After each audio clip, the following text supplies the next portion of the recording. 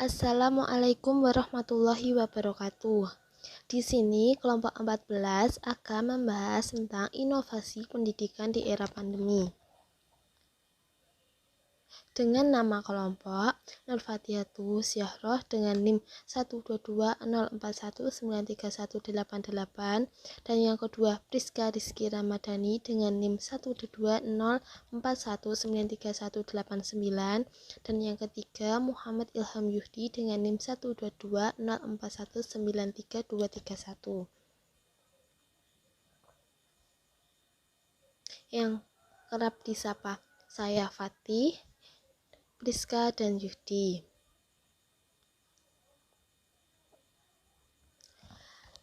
Yang pertama yaitu pembelajaran jarak jauh.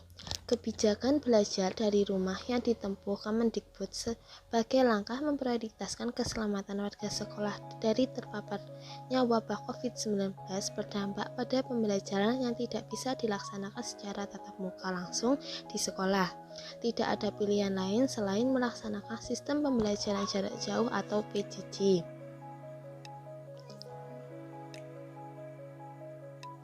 Yang pertama dalam jaringan atau daring.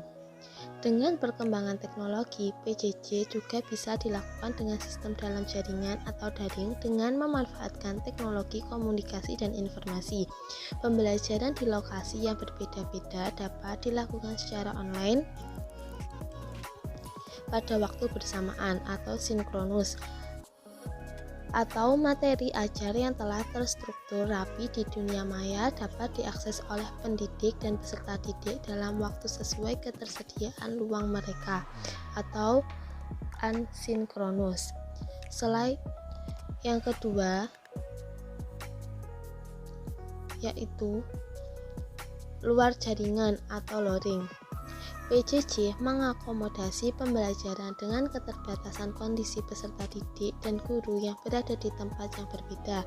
Secara tradisional, PJJ dapat dilakukan dengan sistem modul cetak atau dengan penugasan mandiri, baik tugas mandiri terstruktur maupun tidak terstruktur. Model PJJ ini telah lama diterapkan dalam dunia pendidikan, khususnya di universitas terbuka. Model PJJ dengan membagikan buku, modul, dan materi pembelajaran penugasan terstruktur kepada peserta didik, pembelajaran berbasis project atau project based, dan pembelajaran berbasis masalah atau problem based. Kemudian peserta didik diminta belajar dan mengerjakan soal di rumah. Di lain hari, hasil pekerjaan rumah dari peserta didik tersebut diperiksa oleh guru. Selain pola luring dan daring, PJJ juga dapat dilaksanakan melalui penggabungan dari sistem luring dan daring atau blended. Blended learning dapat dilakukan secara individual. Misalnya, anak melakukan PJJ secara daring dan luring secara kombinasi. Pola PJJ mana yang akan dilaksanakan di satuan pendidikan tersebut? Semua tergantung pada kondisi di sekolah masing-masing. Sekolah berhak menentukan cara pembelajaran yang paling tepat yang sesuai dengan kondisi peserta didik, kondisi sekolah, serta kapasitas daya dukung dan kompetensi yang dimiliki oleh masing-masing satuan pendidikan.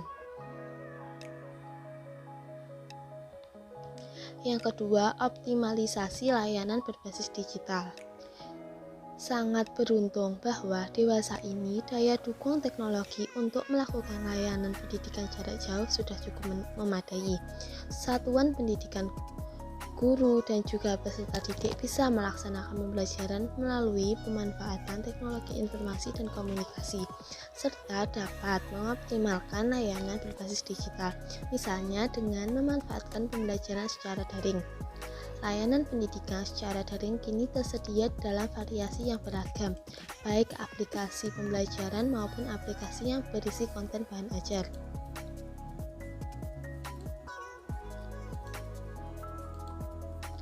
Pemanfaatan teknologi informasi dalam layanan pendidikan berbasis digital meliputi berbagai aktivitas, di antaranya pemanfaatan bahan ajar digital yang dapat diakses di mana saja dan kapan saja, administrasi layanan pendidikan menggunakan platform digital, akses sumber informasi tersedia dalam bentuk digital seperti perpustakaan maupun sumber informasi pembelajaran lainnya, pembelajaran praktikum berbasis digital, dan proses pembelajaran tatap muka yang memanfaatkan platform digital, di antaranya aplikasi video conference yang dapat digunakan secara luas. Selanjutnya adalah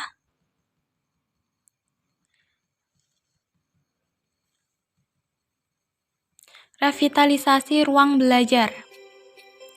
Di saat pandemi, ruang belajar di sekolah-sekolah menjadi tidak termanfaatkan secara optimal. Bahkan, di sekolah yang menerapkan PJJ secara penuh, ruang kelas tidak termanfaatkan sama sekali. Sementara pada daerah yang diperbolehkan melaksanakan tatap muka pun, kapasitas maksimal hanya 50% dari daya tampung. Kondisi ini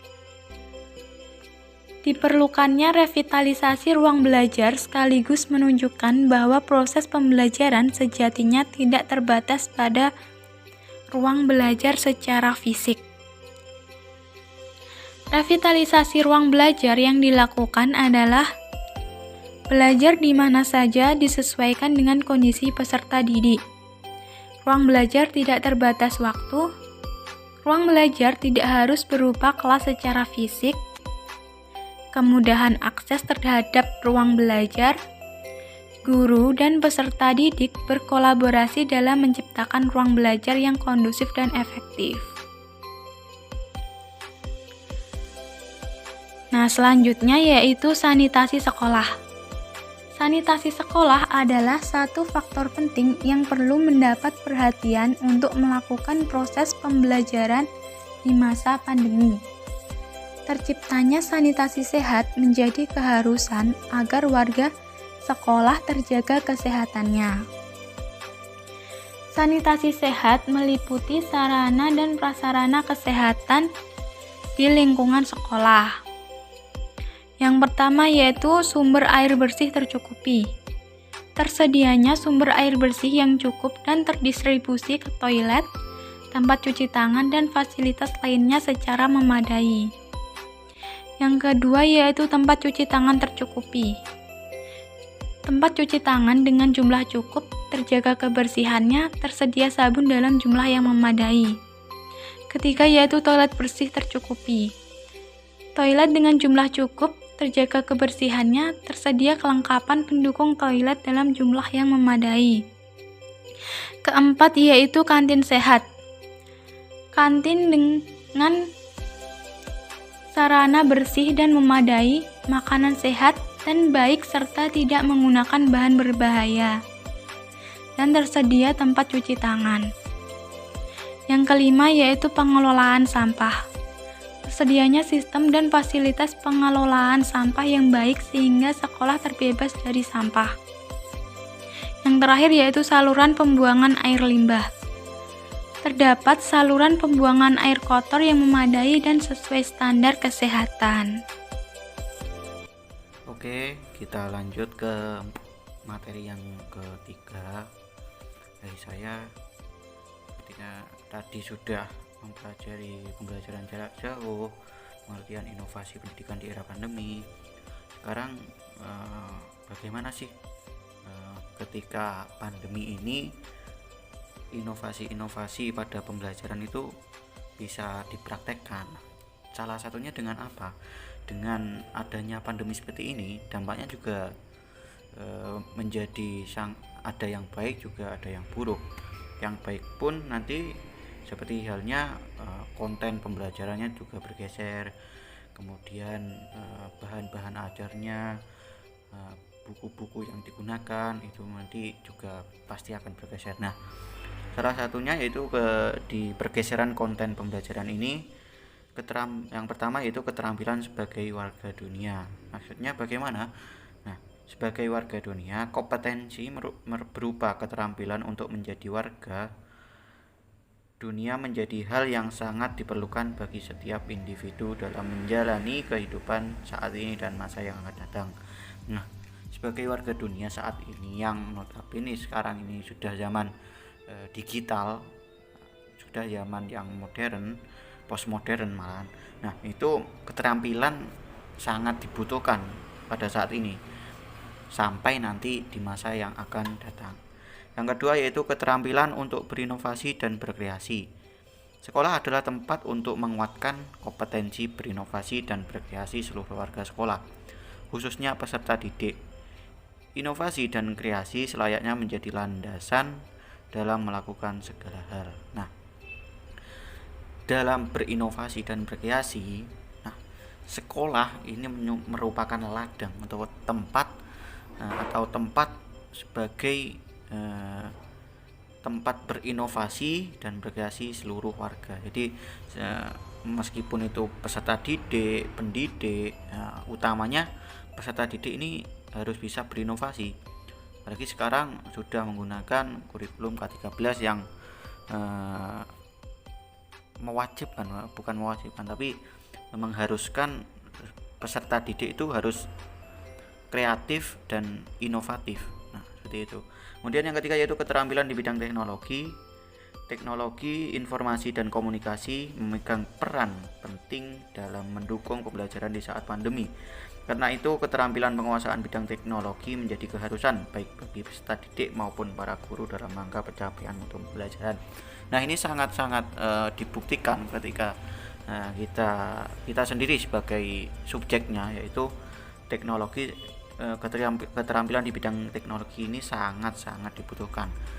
Seperti ini ya, contoh perkuliahan menggunakan membuat video, membuat pamflet, membuat PPT. Nah, itu merupakan teknologi baru.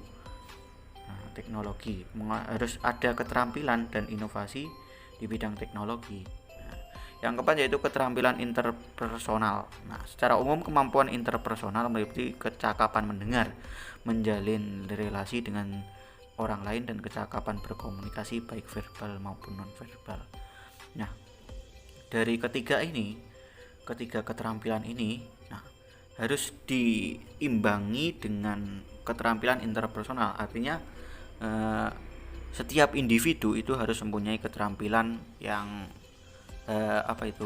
harus berkembang, artinya harus maju, harus bisa cakap dalam mendengar, cakap dalam menulis, cakap dalam memahami sesuatu. Nah, itu merupakan syarat kita nanti bisa berinovasi di pembelajaran era pandemi seperti ini. Nah, kecakapan ini nanti kalau sudah seimbang, nanti dengan keterampilan yang lain diimbangi dengan keterampilan yang lain, pastinya melakukan sebuah inovasi dalam pembelajaran itu sangat mudah. Oke, kita lanjut ke pergeseran pengalaman belajar. Nah, di era pandemi seperti ini otomatis yang dulunya offline, pembelajaran di kelas dengan bersosial dan berkomunikasi antar teman, bertemu tatap muka, itu merupakan bentuk pengalaman belajar. Nah, dengan pandemi otomatis juga pengalaman belajar juga bergeser. Artinya pergeseran pengalaman belajar ini tergantung dengan tempat ataupun situasi dan kondisi yang ada. Proses belajar pada dasarnya adalah memberikan pengalaman belajar pada peserta didik. Secara alamiah, pengalaman belajar berubah sejalan dengan perubahan zaman. Nah, seperti ini. Masa pandemi mempercepat perubahan dalam proses pembelajaran yang memberikan pengalaman belajar baru bagi semua peserta didik. Pandemi memberikan pengalaman baru pembelajaran. Pengalaman belajar yang terjadi adalah yang pertama, pembelajaran sepanjang hayat, berorientasi aktivitas kehidupan. Nah, pengalaman belajar yang dulunya itu cuma di kelas, akhirnya berpindah dengan adanya pandemi sesuai dengan perubahan zaman. Nah, ini perlu diterapkan pembelajaran sepanjang hayat. Nah, kemudian pembelajaran kolaboratif, artinya collab. Nah, ketika sudah pandemi nanti ada online, ada LMS, ada penggunaan Google Meet dan lain-lain. Itu pembelajaran yang kolaboratif. Kemudian ada pembelajaran yang dapat diakses dengan inklusif. Nah, artinya terbuka. Pembelajaran itu bersifat terbuka dengan akses-akses. Nah, seperti yang saya katakan tadi, LMS. Nah, itu dapat diakses secara inklusif, itu terbuka. Nah, harus terbuka seperti halnya Zoom juga, itu kan terbuka. Meskipun kita dari rumah, kita harus dengan Zoom itu kan kita bisa tetap mengakses teman-teman ataupun guru itu secara inklusif atau terbuka. Dan yang terakhir itu pembelajaran bersifat personal dan serba mandiri. Nah, ini pastinya sangat terjadi ketika apalagi di dunia ya mahasiswa itu semua harus bisa mandiri, harus dilakukan secara individu. Harus ada inovasi sendiri. Nah, apalagi yang masih siswa di sekolah itu otomatis pasti akan merasakan pembelajaran yang mandiri tanpa ditemani guru. Mungkin ya kebanyakan bahwa guru itu cuma memberikan tugas, memberikan ini materinya dikirim sudah, kemudian suruh belajar mandiri. Itu contohnya. Nah, ini pergeseran pengalaman belajar. Nah, mungkin cukup saja dari presentasi dari kelompok 14. Terima kasih atas perhatian dan kerjasamanya, semoga manfaat dan barokah. Cukup sekian dari saya, jangan lupa like, komen, dan subscribe. Mungkin kalau ada salah ucap, salah sikap, saya mohon maaf yang sebesar-besarnya. Wallahul muwaffiq ila aqwamit thoriq. Wassalamualaikum warahmatullahi wabarakatuh.